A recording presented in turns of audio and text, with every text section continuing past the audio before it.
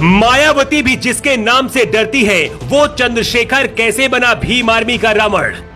योगी सरकार में उसके ऊपर रासुका लगाई गई, जेल भी भेजा गया, लेकिन रावण को जेल की सलाखें ज्यादा दिन तक नहीं कैद कर पाई।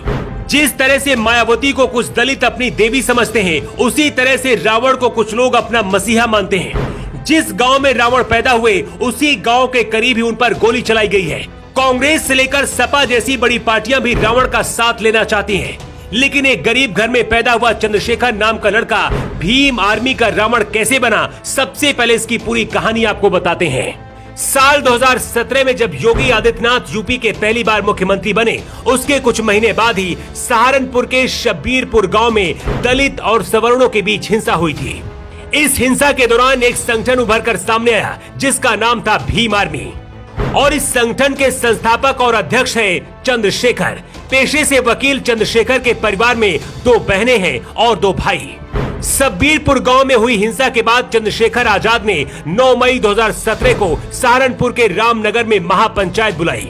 योगी सरकार में इस महापंचायत के लिए पुलिस ने अनुमति नहीं दी, लेकिन सोशल मीडिया के जरिए महापंचायत की सूचना भेजी गई, जिसके बाद सैकड़ों की संख्या में लोग इसमें शामिल होने के लिए पहुंचे। उस दौरान योगी आदित्यनाथ नए मुख्यमंत्री बने थे, अनुभव भी कम था, लेकिन भीम आर्मी को रोकने के लिए यूपी पुलिस मैदान में कूद पड़ी। पुलिस और भीम आर्मी के समर्थकों के बीच संघर्ष हुआ और इसके बाद चंद्रशेखर के खिलाफ मामला दर्ज कर उन्हें गिरफ्तार कर लिया गया। चंद्रशेखर पर रासुका लगाकर जेल में भी बंद किया गया और करीब 15 महीने तक चंद्रशेखर जेल की सलाखों में बंद रहे। लेकिन कुछ महीने बाद ही योगी सरकार को उन्हें बाहर निकालना पड़ा। इस घटना के बाद ही चंद्रशेखर का कद बहुत तेजी से बढ़ गया।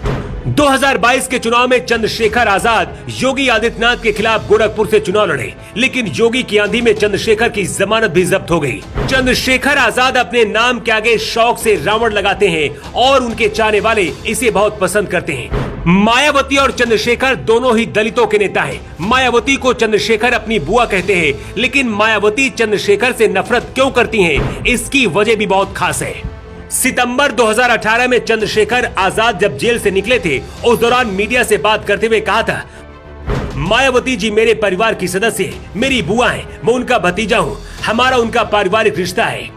यहाँ तक कि चंद्रशेखर आजाद ने मायावती को प्रधानमंत्री बनाने का भी समर्थन किया। हालांकि इसके बाद मायावती ने प्रेस कॉन्फ्रेंस कर दी और उसके बाद रावण के दावों को खारिज कर दिया। तब मायावती ने कहा था कि कुछ लोग राजनीतिक स्वार्थ के कारण मेरे साथ कभी भाई बहन तो कभी बुआ भतीजे का रिश्ता बना रहे हैं। मायावती ने कहा था कि जातीय उत्पीड़न कांड में रिहा किया गया व्यक्ति भी मुझे अपनी बुआ बता रहा है, मेरा ऐसे लोगों से कोई रिश्ता नहीं है। पश्चिमी यूपी में चंद्रशेखर उर्फ रावण का अच्छा खासा दबदबा माना जाता है। यही वजह है कि कांग्रेस से लेकर सपा प्रमुख अखिलेश यादव तक चंद्रशेखर को भाव देते हैं। रावण कई बार मायावती से मिलकर बीएसपी से जुड़ने की कोशिश कर चुके हैं, लेकिन मायावती ने उन्हें भाव नहीं दिया। राजनीतिक जानकार ऐसा भी कहते हैं कि मायावती को डर है कि चंद्रशेखर का राजनीतिक कद बढ़ने की वजह से बसपा को नुकसान होगा। अगर यूपी का दलित चंद्रशेखर के साथ जुड़ गया तो मायावती की राजनीति खत्म हो जाएगी। भीम आर्मी दलित युवकों का एक पसंदीदा संगठन माना जाता है। सोशल मीडिया पर भी इस संगठन से लाखों लोग जुड़े हुए हैं। खास बात यह है कि इस संगठन में दलित युवकों के साथ साथ पंजाब हरियाणा के सिख युवा भी जुड़े हैं। सहारनपुर, शामली, मुजफ्फरनगर समेत पश्चिमी यूपी में ये संगठन अपनी खास पहचान बनाए हुए है। पिछले कुछ सालों से आपने देखा होगा कि यूपी से बाहर निकलकर दूसरे राज्यों में दलितों पर हुए अत्याचार पर रावण अपनी आवाज उठाते रहे हैं। चंद्रशेखर आजाद पर सहारनपुर के देवबंद में जानलेवा हमला हुआ है। दिल्ली से अपने घर छुटमलपुर कस्बे जाते समय उन पर 4 राउंड फायरिंग हुई। इस हमले में चंद्रशेखर आजाद बाल बाल बच गए। अखिलेश यादव से लेकर बीजेपी विरोधी दल इस हमले के बाद योगी सरकार को घेर रहे हैं। वैसे चंद्रशेखर रावण पर जिस तरह से जानलेवा हमला किया गया, उसे लेकर आपकी क्या राय है, कमेंट बॉक्स पर लिखकर जरूर बताएं। इसके साथ ही ये भी बताएं कि चंद्रशेखर आजाद उर्फ रावण की राजनीति को लेकर आप क्या सोचते हैं। द राष्ट्रहित के लिए ब्यूरो रिपोर्ट।